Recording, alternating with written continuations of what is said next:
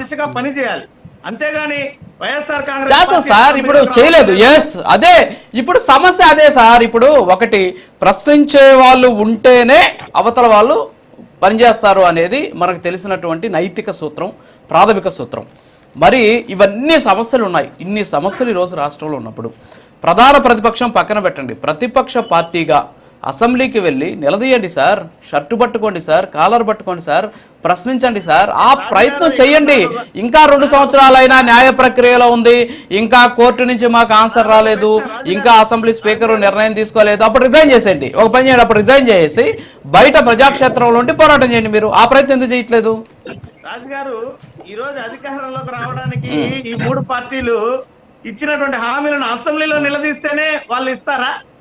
అంటే ప్రజాక్షేత్రంలో మేము చేస్తున్నటువంటి ఈ పోరాటాలు గాని, అదే విధంగా మేము గణాంకాలతో సహా రిజైన్ చేసేటప్పుడు అప్పుడు రాజీనామా చేశాడు సార్, అప్పుడు రాజీనామా చేశాడు. అసెంబ్లీకి రామ్, మీరు ఇచ్చినటువంటి నిర్ణయాలను మేము ప్రజాక్షేత్రంలోనే చేస్తాం, మేము రిజైన్ చేస్తున్నాం, మేము అసెంబ్లీకి రామని చెప్పండి, అయిపోద్ది కదా. అసెంబ్లీలో ప్రశ్నిస్తేనే ఈ రోజు ఆ పథకాలు ఇస్తామనేటువంటి స్టాండ్ మీద అధికార పార్టీ ఉన్నదా? ఇది స్పష్టంగా చెప్పాలి.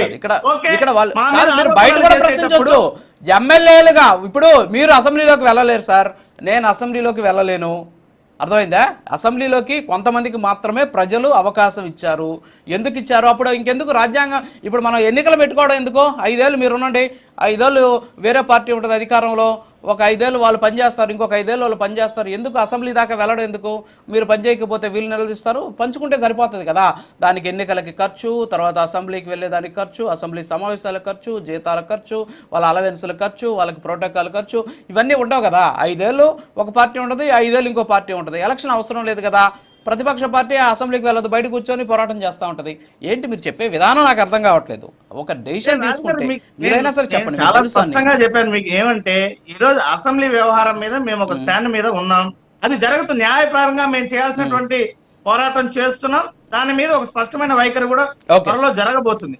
అయితే అధికార పార్టీ అంతవరకు మా మీద ఆరోపణలకే పరిమితం అయిపోతారా అన్నది నేను వేస్తున్నటువంటి ప్రశ్న.